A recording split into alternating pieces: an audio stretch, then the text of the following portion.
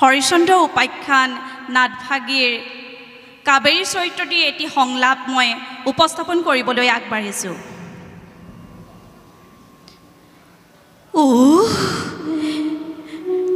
ৰাণীৰ ইমান ঐশ্বৰ্য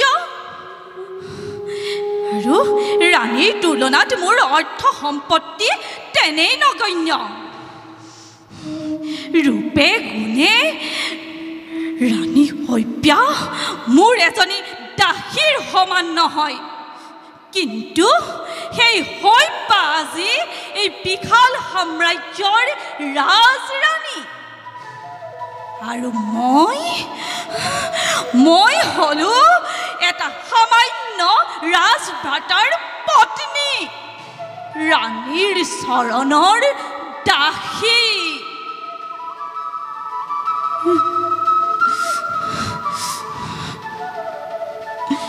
ৰাণীৰ চৰণৰ দাসী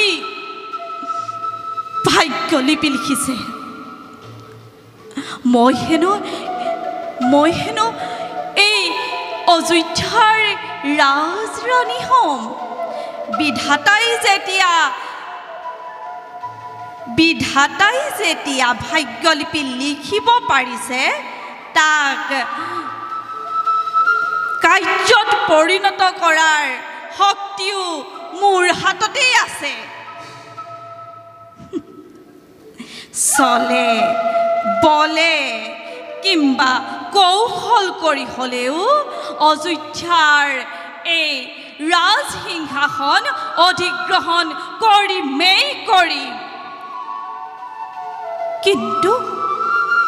কিন্তু মোক এই কাৰ্যত সহায় কৰিব কোনে? কোনে মোক এই কাৰ্যত কৰিব সহায়? কোনে? মোৰ প্ৰাণৰ দেৱতা স্বামী গুৰুৱে মোক নিশ্চয় এই কাৰ্যত কৰিব সহায়। যদি ৰজা হৰিচন্দ্ৰৰ ভয়ত স্বামী গুৰু শিয়ালৰ দৰে গাঁতত সোমাই, এই কাবেৰীয়ে তেতিয়া থিয় দিব ৰণচণ্ডী ৰূপে। যাওঁ মই অযোধ্যাৰ ৰাজসিংহাসন অধিগ্ৰহণ কৰাৰ ষড়যন্ত্ৰ মই কৰোগৈ ৰচনা। দ্বিতীয়টি সংলাপ পৰিৱেশন কৰিবলৈ আগবাঢ়িছোঁ। চৰিত্ৰ গান্ধাৰী নাটভাগীৰ নাম হৈছে দুৰ্যোধনৰ অশ্বমেধ যজ্ঞ কুৰ্মবলী পতন।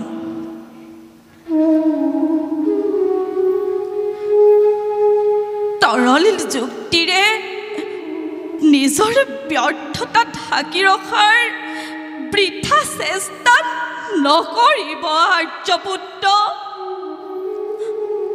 আপুনি ৰজা, অন্ধ হলেও ৰাজদণ্ড আপোনাৰ হাতত। দুঃশাসনক বন্দী কৰাৰ আজ্ঞা কিয় নিদিলে আপুনি? ময়ো মাতৃ, সন্তানক ভাল পাওঁ অকৃত্ৰিমভাৱে, কিন্তু সন্তানৰ প্ৰতি থকা সেই অন্ধ স্নেহে বোধ শক্তি বিলুপ্ত কৰিলে আপোনাৰ। এজনী অসহায় অবলা নাৰীক বস্ত্ৰ হৰণ কৰি দুঃশাসনে অপমান কৰিলে, মোকো যে চিৰকাললৈ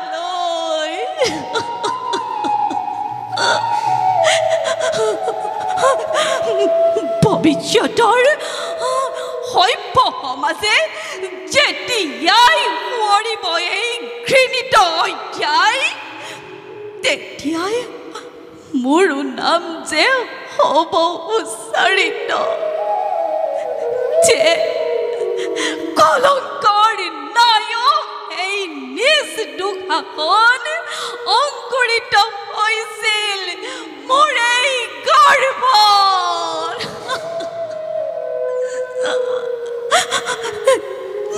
নীৰৱে সহ্য কৰি দ্ৰৌপদীৰ অপমান ঘৃণাৰ পাত্ৰ কিয় কৰিলে গান্ধাৰী?